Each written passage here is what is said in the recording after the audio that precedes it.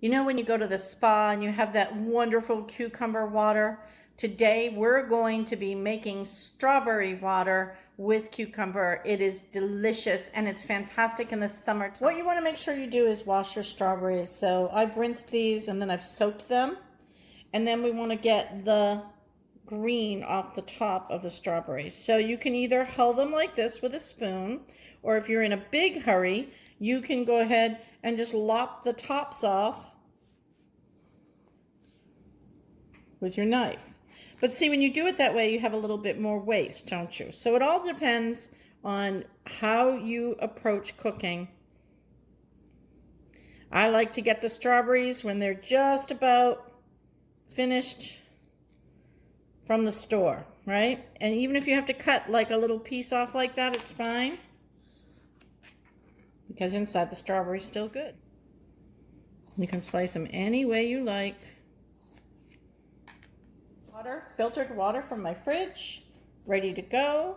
Let's go ahead and get our strawberries right into this jar.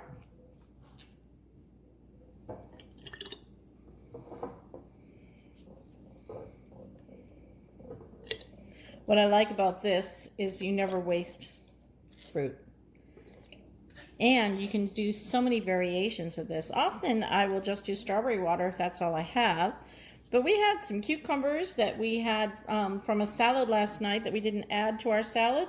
And I love the flavor of cucumber water. And the cucumber and strawberry does go nicely together. You can add basil, you can add mint. I mean, really, this is your concoction.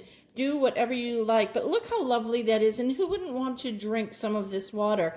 One of the things that I think is great is if you're having an event, especially an outdoor event, you can make this in one of those big pitchers, and you know, like the ones with the spout on them, and everybody combine, just get some nice water. When we vacation in Mexico, they always have some kind of flavored water out there for us at the resort.